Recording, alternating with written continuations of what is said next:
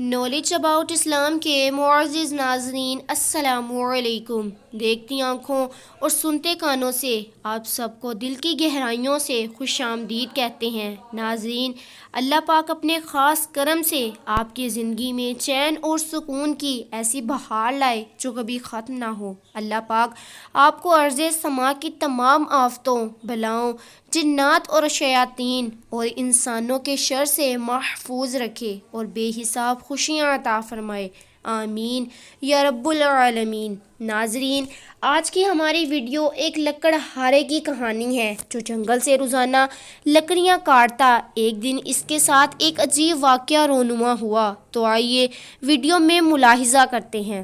وہ ایک لکڑہارا تھا۔ ساری عمر اس نے جنگلوں میں جا کر لکڑیاں کاٹ کر انہیں بیچتا اور اپنی اس محنت سے جنگل میں کچھ دور ایک مکان بنوایا تھا جس میں وہ اور اس کی بیوی اور ایک جوان بیٹا رہتے تھے۔ بیوی کا نام نادی اور بیٹے کا نام شرفو تھا۔ تینوں آرام و سکون سے زندگی بسر کر رہے تھے۔ کام صرف لکڑہارا کرتا تھا۔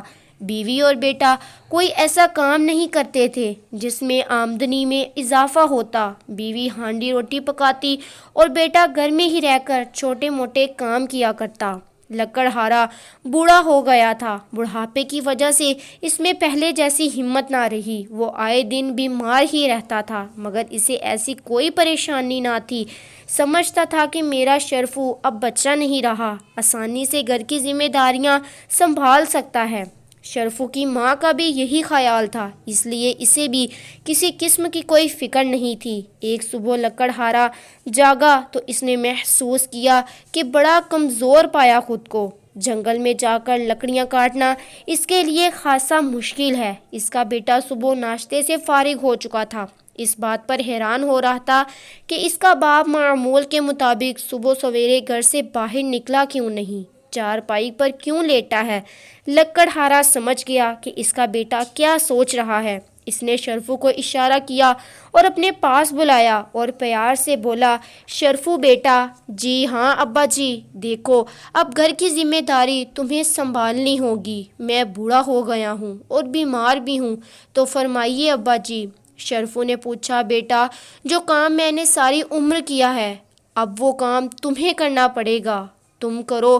لکڑیاں کاٹنا آسان کام نہیں ہے، مگر تم ہمت والے اور طاقتور ہو۔ شروع میں یہ کام ذرا مشکل لگے گا، رفتہ رفتہ آسان ہو جائے گا۔ میں تمہیں برابر مشورے دیتا رہوں گا جو تمہارے لیے مفید ثابت ہوں گے، سمجھ گئے بیٹا؟ شرفو نے ہاں میں سر ہلایا۔ لکڑہارے نے کہا، شاباش بیٹا، مجھے تم سے یہی امید تھی۔ شوق سے کام کرو، ڈھیر سارے پیسے کما لاؤ گے۔ شرفو کی ماں پاس کھڑی ساری گفتگو سن رہی تھی۔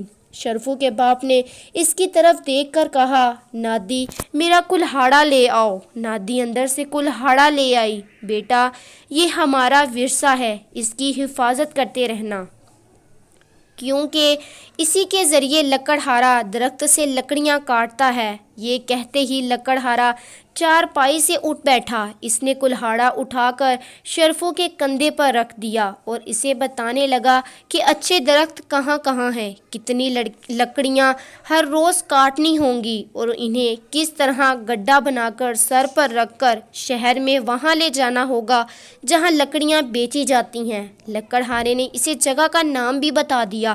شرفو بڑے شوق سے باپ کی باتیں سن رہا تھا۔ اس کا یہ شوق دیکھ کر اس کے ماں باپ دونوں بہت خوش تھے۔ جب لکڑہارے نے اپنے بیٹے کو سب کچھ بتا دیا جو وہ اپنے بیٹے کو بتانا چاہتا تھا، کہنے لگا، شرفو آج سے تم اپنا کام شروع کر دو۔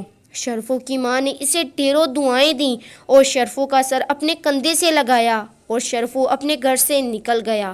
جنگل کا راستہ اب وہ اچھی طرح جانتا تھا۔ ابھی سورج طلوع ہوا ہی تھا کہ وہ اپنے باپ کی بتائی ہوئی جگہ پر پہنچ گیا۔ کافی درخت تھوڑے تھوڑے فاصلوں پر تھے اور ایک قطار میں تھے۔ اس کے باپ نے بتایا تھا، پہلے درخت کی شاخ جھکی ہوئی ہیں، ان شاخوں کو کاٹنا آسانی سے ہوگا، پہلے یہی شاخیں کاٹنا۔ وہ ایک لمبی جھکی ہوئی شاخ کو کاٹنے کی کوشش کر رہا تھا کہ اچانک شرفو کی نظر شاخ کے اس مقام پر پڑی جہاں سے یہ درخت سے اگی ہوئی تھی۔ اس نے دیکھا کہ وہاں چڑیوں نے ایک اپنا گھونسلہ بنا رکھا ہے۔ اس نے 2-3 بچوں کو گھونسلے میں دیکھا۔ یہ گھونسلہ دیکھ کر فوراً اس کے ذہن میں سوال اٹھا، میں نے یہ شاخ کاٹی تو کیا یہ گھونسلہ تباہ نہ ہو جائے گا؟ اس نے اپنے سوال کا خود جواب دیا، بالکل تباہ ہو جائے گا، اور وہ بچے جو اس گھونسلے میں پرورش پا رہے ہیں نیچے گر کر مر جائیں گے اور ان کے ماں باپ کو بڑا دکھ ہوگا۔ اس نے اس شاخ کو کاٹنے کے لیے کلہاڑا اٹھایا ہی تھا کہ ایک دم اس کا ہاتھ رک گیا۔ وہ آہستہ سے بولا، نہیں، میں یہ ظلم نہیں کر سکتا، اور وہ اس درخت کے سائے میں بیٹھ گیا۔ کئی باتیں اس کے ذہن میں آ گئیں۔ میرے باپ نے لکڑیاں کاٹنے کے لیے بھیجا ہے، اگر ان کا حکم مانتا ہوں تو وہ خشک ہو جائیں گے۔ میں لکڑیاں بیچ کر پیسے کما لوں گا، لیکن یہ چڑیوں پر بہت ظلم ہوگا جنہوں نے یہاں گھونسلہ بنا رکھا ہے۔ وہ سوچتا رہا کہ ماں باپ کا حکم مانے یا ان بیچاری چڑیوں کے گھونسلے کو سلامت رکھے۔ آخرکار اس کی نظر بار بار گھونسلے پر جاتی تھی۔ آخر وہ اٹھ بیٹھا اور پکے ارادے سے واپس گھر کی طرف روانہ ہو گیا۔ اس کا باپ گھر کے باہر چارپائی پر لیٹا ہوا اس کا انتظار کر رہا تھا۔ شرفو کو دیکھا تو بولا، شرفو بیٹا، جلدی آ گئے ہو، بڑی جلدی لکڑیاں بک گئیں۔ نہیں ابا جان، کیا بات ہے؟ ابا جان، میں درخت پر کلہاڑا نہیں چلا سکا۔ کیوں؟ لکڑہارا حیران ہو کر بولا۔ شرفو نے جو کچھ دیکھا سب کچھ اپنے ابا جان کو بتا دیا، اور اس سے پہلے کہ اس کا باپ کچھ کہتا اس کی ماں نے کہا، بیٹا، اس درخت پر چڑیوں نے گھونسلہ بنا رکھا تھا تو اسے چھوڑ کر دوسرے درخت کی شاخیں کاٹ لیتے۔ شرفو نے جواب دیا، اماں جی، وہاں بھی پرندوں نے اپنے اپنے گھونسلے بنا رکھے تھے، میں کیسے کاٹتا؟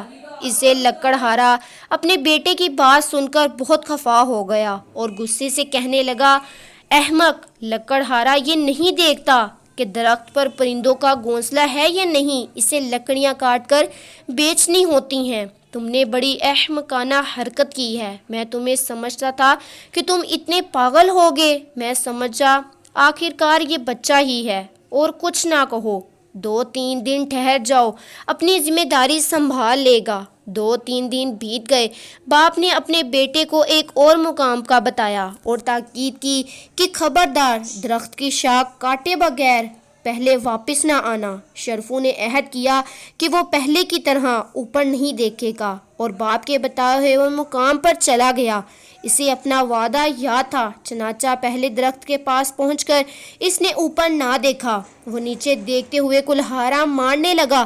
اس کی نظر درخت کے نیچے جنگلی پھل پر پڑی جسے بعض لوگ بٹی میں پکا کر کھاتے تھے۔ ایک سوال ذہن میں آیا کہ اس درخت پر یہ پھل لگتا ہے، میں اسے کیوں نقصان پہنچاؤں؟ کیا اس کی شاخیں کاٹنے سے اس پھل کا کچھ حصہ ضائع نہ ہو جائے گا؟ یا یہ ان لوگوں کے ساتھ زیادتی نہیں ہوگی جو اسے بٹی میں پکا کر کھاتے ہیں؟ وہ دیر تک اس درخت کے نیچے بیٹھا رہا اور سوچتا رہا۔ اس روز جب تک لکڑہارا نے اپنے بیٹے کو دیر سے آتے دیکھا تو اسے یقین ہو گیا، ضرور لکڑیاں بیچ کر پیسے لایا ہوگا۔ وہ خوش ہو کر بولا، آج میرا بیٹا کافی پیسے لے کر آیا ہے۔ شرفو، نہیں ابا جان، میں کوئی پیسے نہیں لایا۔ پھر اس نے باپ کو درخت کی شاخ نہ کاٹنے کی وجہ بتا دی، اور یہ بات سن کر لکڑہارے کی تن بدن میں آگ لگ گئی۔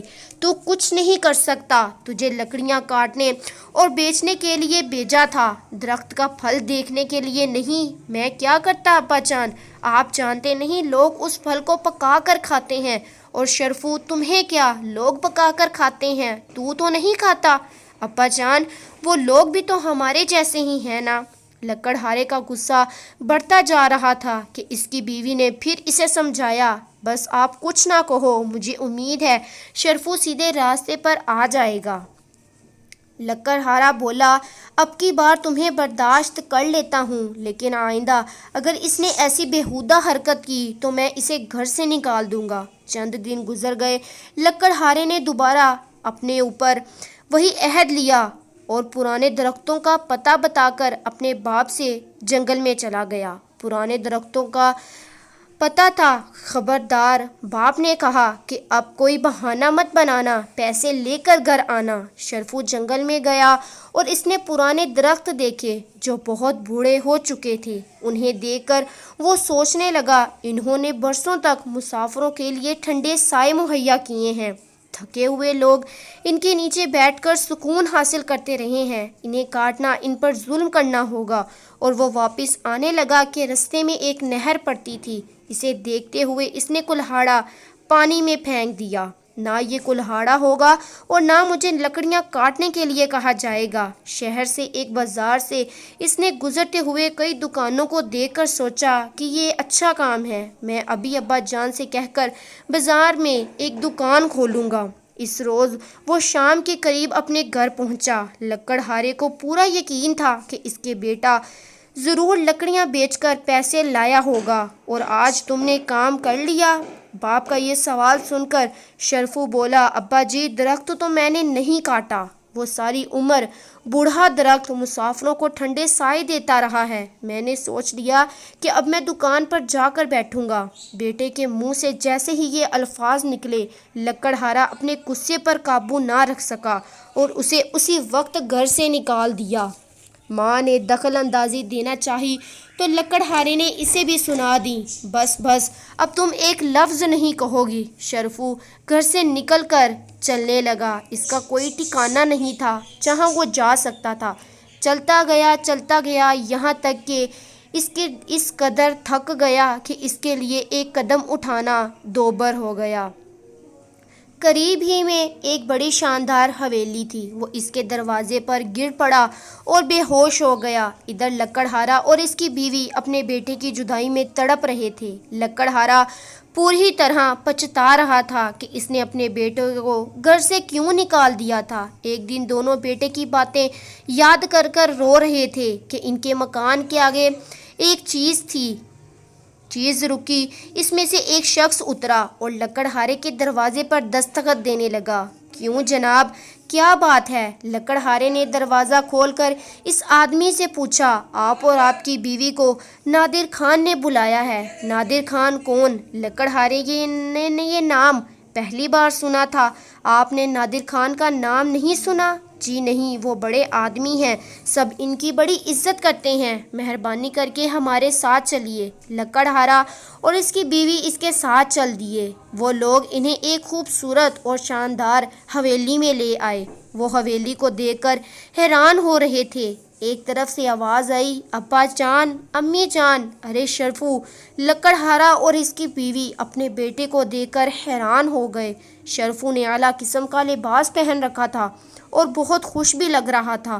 تم یہاں کہاں؟ شرفو کی ماں نے پوچھا۔ شرفو کہنے لگا، اماں، اس شام جب ابا جان نے مجھے گھر سے نکال دیا تو میں تھک کر ایک حویلی کے دروازے پر گر پڑا۔ اس حویلی کے مالک نادر خان ہیں، جنہوں نے یہ دیکھا کہ مجھے درختوں اور پرندوں سے بڑی محبت ہے، اپنے باغ کا مجھے مالک بنا دیا۔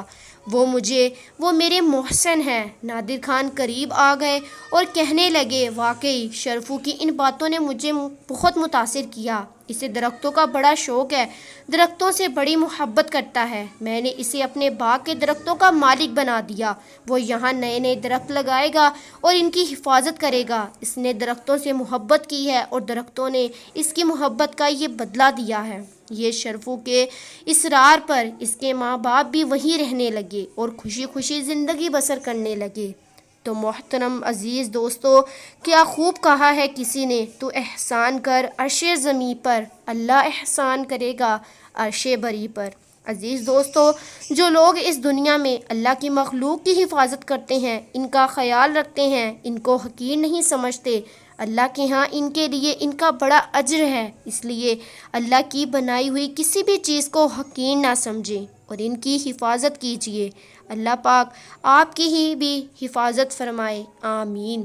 تو ناظرین، جو ہمارے چینل پر نئے ہیں وہ ہمارے چینل کو سبسکرائب کر کے ہمارے چینل کا حصہ بن جائیں اور بیل آئیکن کو ضرور دبا دیجیے تاکہ ہماری آنے والی ایسی ہر نیو انفارمیشن آپ تک سب سے پہلے پہنچے۔ ہمارے چینل کی ویڈیو کو لائک، شیئر اور کمنٹس ضرور کیجیے۔ تاکہ آپ تک ہر نیو ویڈیو سب سے پہلے پہنچے۔ تب تک کے لیے اللہ حافظ۔